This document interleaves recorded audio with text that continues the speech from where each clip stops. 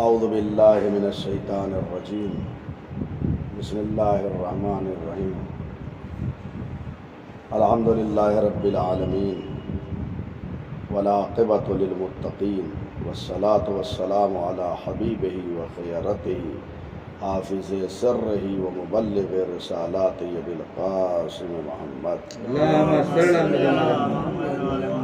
وآلہ الطیبین الطاہرین المعصومین المظلومین واللعن الدائم علی اعدائہم اجمعین من یومنا ھذا الی قیام یوم الدین اما بعد فقد قال علی علیہ السلام قرنت الہیبۃ بالخیبہ والحیاء بالحرمان والفرصۃ تمر مر السحاب فانتہزوا فرص الخیر۔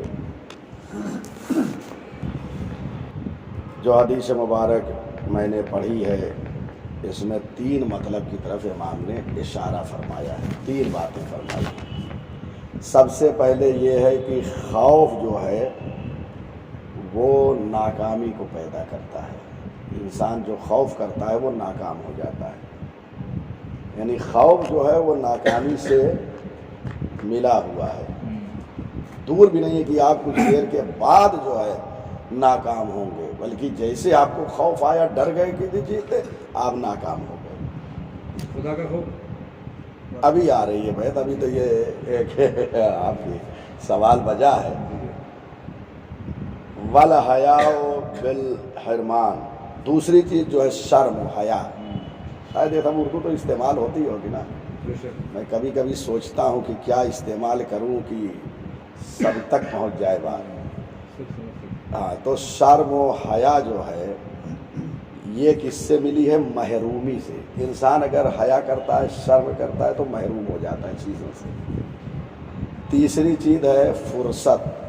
فرصت تو جانتے ہی ہیں، خالی وقت جو اللہ نے یہ اوقات ہمیں عنایت کیا، اسے فرصت کہتے ہیں۔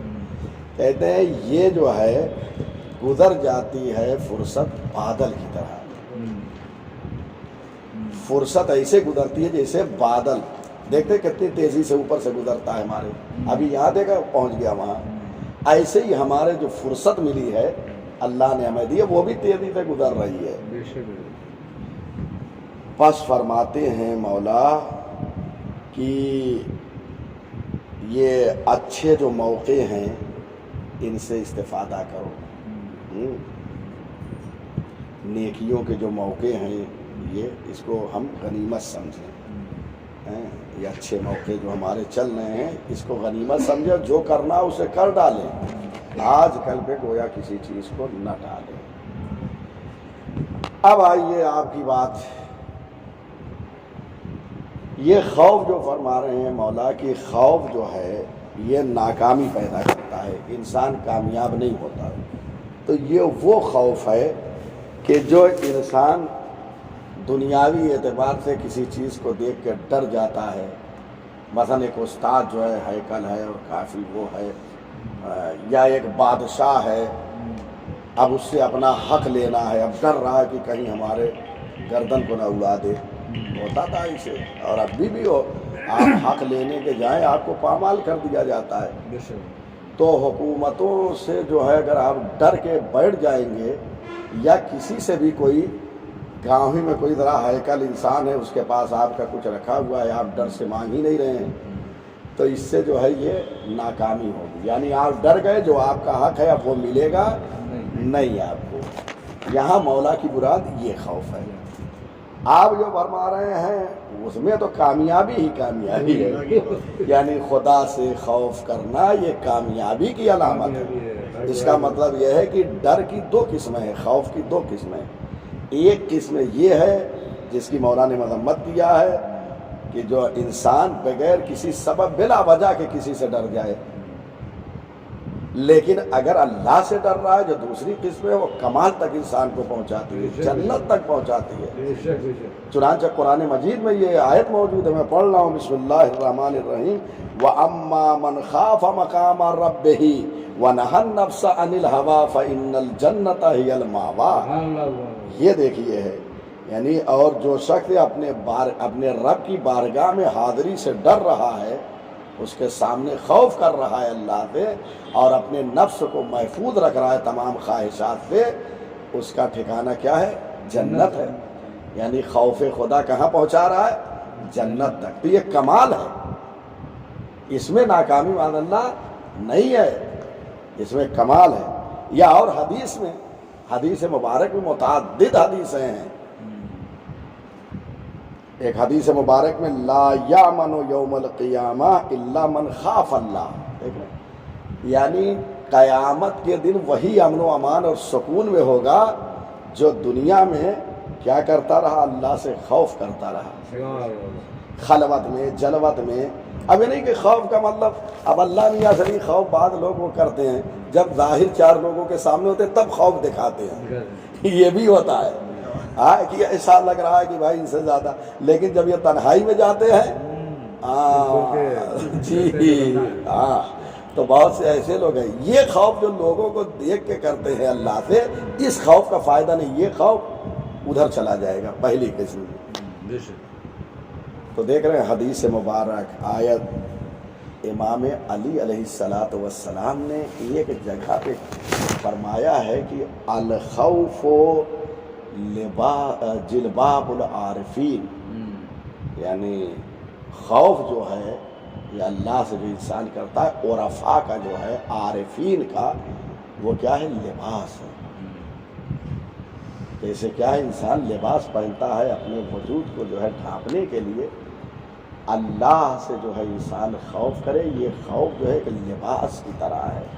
اور بھی عارفین، عرفاء جانتے ہیں جو اللہ سے قریب ہوتے ہیں، انہیں عارف کہا جاتا ہے، جو اللہ کی معرفت زیادہ رکھتے ہیں، جو اللہ کی ذات میں فنا ہو گئے ہیں، انہیں عارف کہا جاتا ہے۔ یہ خوف ان کا، اگر انسان یعنی گویا خوف کرے گا تو عارفین کی فہرست میں جو ہے داخل ہو سکتا ہے۔ یہاں تک اللہ اوپر لے جانا چاہتا ہے اپنے بندے کو۔ اسی لیے کہا گیا دعائیں واقع، خصوصاً مناجات 15 جو میں نے عرض کیا، اس کو پڑھیے، 4 لائن پڑھیے روزانہ ترجمے کے ساتھ، دیکھیے کیا لذت آئے گی۔ کبھی کبھی یہ دعائیں انسان کے وجود کو اندر سے بدل دیتا ہے، اور جب اندر سے انسان تبدیل ہو جاتا ہے تو واقع اس کا ظاہر باطن، جلوت خلوت، لوگوں کے درمیان تنہائی میں ایک جیسا ہو جاتا ہے۔ پڑھیے دعائیں 15، یہ ایک بہترین تحفہ ہے امام کی طرف سے۔ تو یہ وہ خوف ہے کہ جو اللہ سے ہے، پروردگار سے کر رہا ہے، یہ انسان کو کمال تک پہنچاتا ہے، اس میں کامیابی ہی کامیابی ہے۔ بس کون سا خوف؟ جو بلا وجہ بغیر سبب کے انسان کسی سے ڈرے تو وہاں کیا ہے؟ وہاں ناکامی ہے۔ دوسری چیز آئیے حیا، حیا کرے گا انسان محرومی پائے گا۔ اب حیا کی بھی 2 قسم ہیں، جیسے خوف ہے، پھر وہی آپ کی بات آ جائے گی۔ حیا شرم جو انسان کرتا ہے، ایک دفعہ محرومی ہے، ایک دفعہ محرومی نہیں ہے بلکہ کمال تک پہنچتا ہے۔ محرومی کس میں ہے؟ مثلا ایک انسان جو ہے وہ مسائل شریعہ کسی مولوی عالم سے پوچھنے کو شرم کر رہا ہے، تو محرومی ہے یا نہیں ہے؟ بے شک۔ یعنی نہیں پوچھے گا تو مسائل کو وہ سمجھے گا نہیں، اسے حفظ نہیں ہوں گے، معلومات نہیں ہوگی۔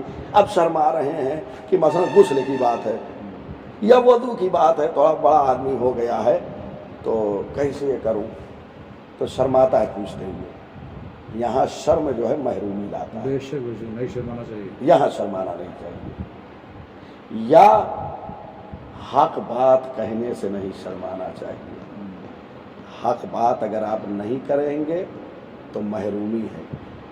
آپ نے کوئی چیز دیکھا حق ہے اور ڈر رہے نہیں کہہ رہے ہیں یا شرم آ رہی ہے، تو یہاں پر کیا ہے؟ محرومی ہے، ٹھیک ہے نا۔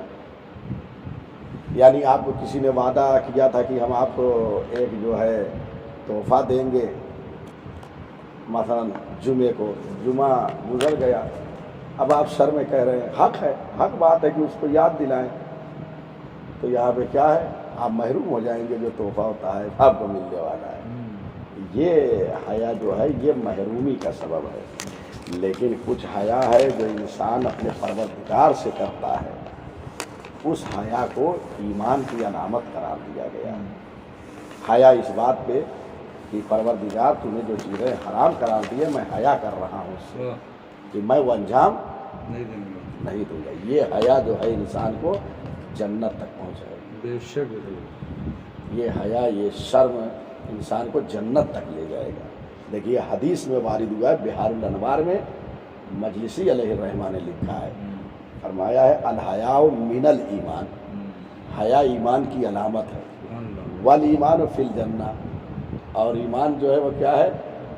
جنت میں ہے، یعنی جنت میں جائے گا یہ صاحب ایمان.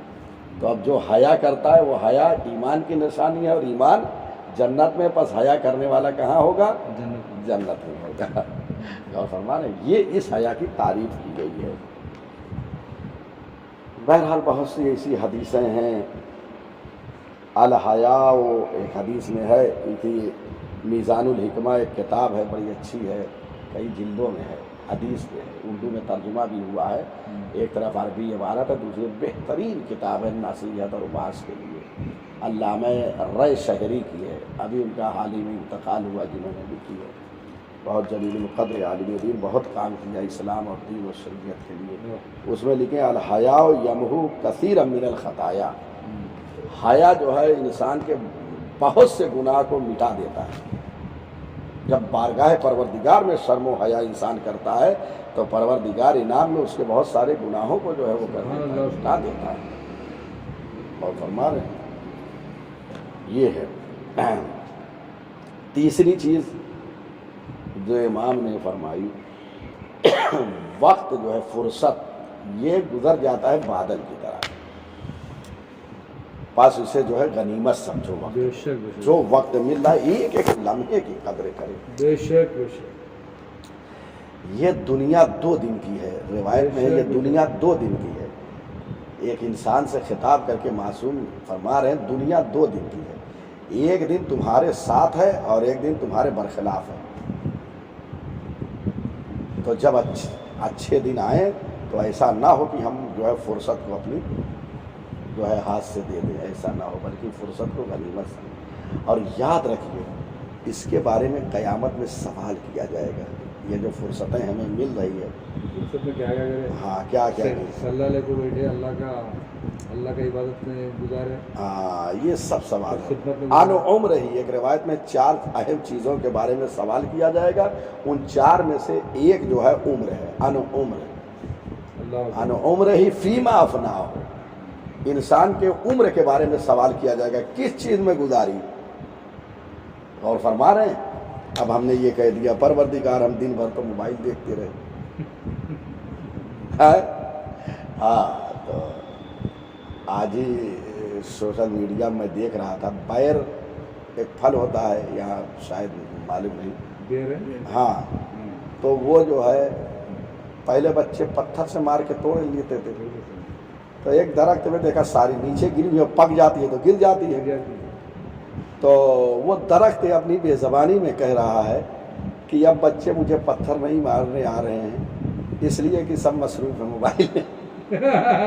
یعنی اتنا مصروف ہو گئے کہ اب وہ پھل جو ہم پہلے کھا لیتے تھے توڑ کے بچپنے میں، اب وہ پھل وغیرہ نہیں توڑ رہے. ماں باپ سے بچے دور ہو جا رہے ہیں، اس کی وجہ سے چڑچڑے ہو جا رہے ہیں، بچے راتوں میں سوتے نہیں ہیں.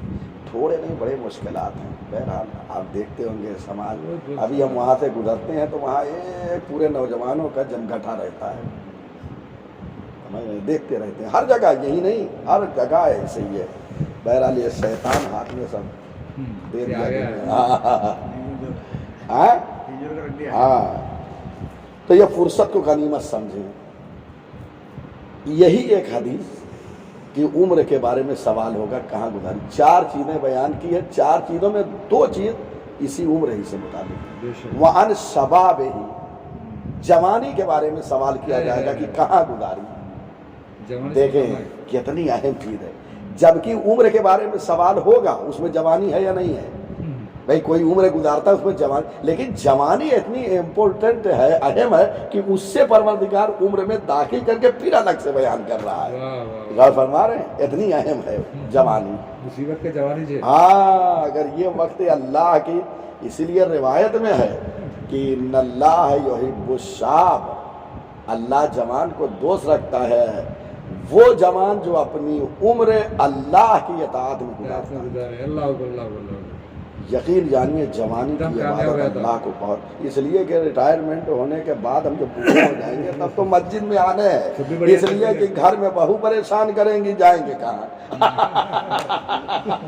औलाद भी साथ नहीं देते। हाँ, और औलाद भी उधर ही पार्ट पे हो जाते हैं ज्यादा। अल्लाह ये अरे बाबूजी आप भी जो है घर में बैठे रहते हैं 24 घंटा, कम से कम निकलिए तो अब जाएंगे कहाँ, अब आने हैं यहाँ। लेकिन जवानी में अगर अल्लाह की मोहब्बत में इंसान जब निस्बे शब को उठकर आपके नमाज़े शब पढ़ता है या जो है मस्जिद की तरफ आता है तो वाकई अल्लाह उस वक्त बताइए महबूब परवरदिगार हो जाता है, मामूली बात नहीं है महबूब परवरदिगार होना। हाँ, एक और हदीस में पैगंबर ने जनाबे अबू दर गफ्फारी रहमतुल्लाह अलैह को 5 नसीहतें की। उसमें एक नसीहत अहम है कि आप अपने खाली वक्त को गनीमत जाने, बिजी होने से पहले, मशगूल होने से पहले खाली जो वक्त है इसको गनीमत समझे, इसको अल्लाह की इताअत में गुजारे, फी सबीलिल्लाह, अल्लाह की राह में गुजारे। अब ज़रूरी नहीं है कि फी सबीलिल्लाह अल्लाह की राह में 24 घंटे आके मुसल्ले पढ़ जाए, हर चीज़ अपने एतबार से, नमाज भी पढ़िए, गुरबा की, फ़कीरों की, यतीमों की और सबकी दस्तगीरी भी कीजिए, ये भी इबादत है। अपने बच्चों के लिए जो है रिज़्क़ हलाल के लिए जाइए, ये सब चीज़ें उसी में आएंगी। ऐसा नहीं कि सब चीज़ें छोड़ के घर में बैठ जाए, अल्लाह को ऐसा इंसान पसंद नहीं। बहरहाल बड़ी सारी हदीसें और रिवायतें हैं। बाद रिवायतों हमें है कि इंसान जो है जब फुर्सत चली जाती है तो उसे गम अंदो होता है कि नहीं। फुर्सत चली जाने के बाद एक दफ़ा उसको गम तारी होता है या नहीं होता है। जैसे हम तालिब इल्म थे, स्टूडेंट थे, पढ़ाई नहीं की, उस ज़माने में खूब नेतागिरी करते रहे, लीडर बने रहे स्टूडेंट के। बाद में क्या हुआ, अब न नौकरी मिल रही है, जो अच्छा पढ़ के निकले मेरिट जिनका अच्छा था वो अच्छी नौकरियों पे, अब ये फुर्सत को ये दिया तो गम का सबब बन रहा है। ये रिवायत में है, फुर्सत जब चली जाती है तो इंसान को गमो अंदो होता है। वो यही है कि काश हम पढ़ लिए होते। इंसान वाकई ज़िंदगी में 4-5 साल उसको मेहनत करना होती है, उसके बाद पूरी जो है